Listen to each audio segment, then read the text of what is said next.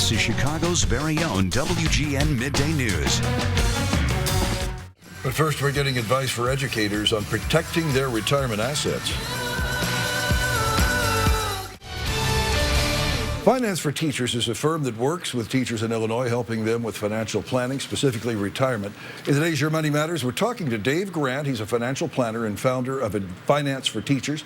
He's here with some dollars and cents advice. Good to have you with us, Dave. Thank you for having me. Are teachers in Illinois worried? There have been efforts to reduce their retirement plans over the years. Some say they have too generous retirement package. I'm sure they would disagree with that. Are teachers worried? They are. As a whole, they are nervous about what's going to happen. Having an aggressive governor go after their benefits isn't helping. But it's been something that's been on the docket for a while, and they're concerned. Yeah. A few months ago, the Illinois Supreme Court ruled that basically they couldn't make retroactive cuts to teacher pensions and other retirement programs in Illinois. In other words, they said a deal's a deal. Despite that, you say there's some concern.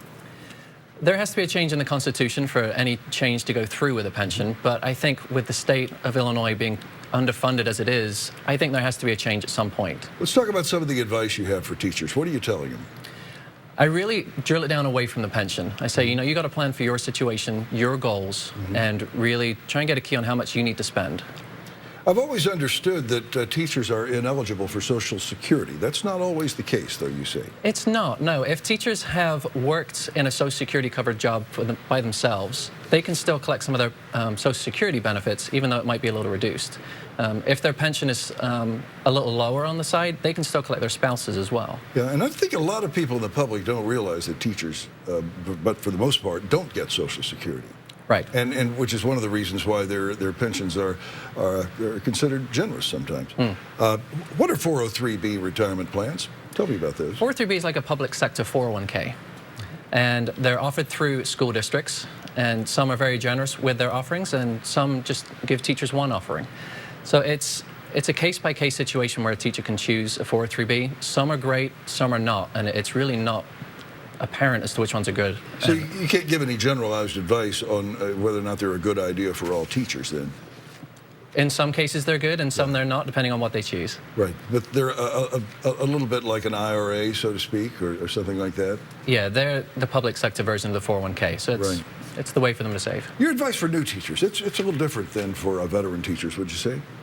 It is. Everyone has to get their house in order regardless of if they're a teacher or not.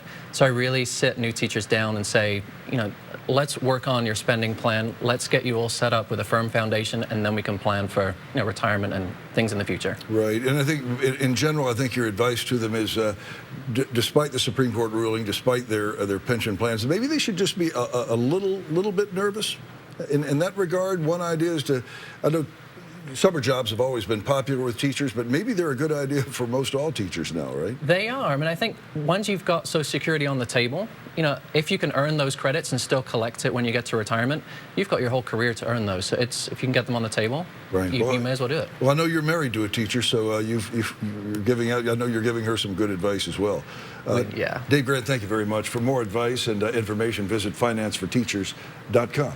We'll be right back.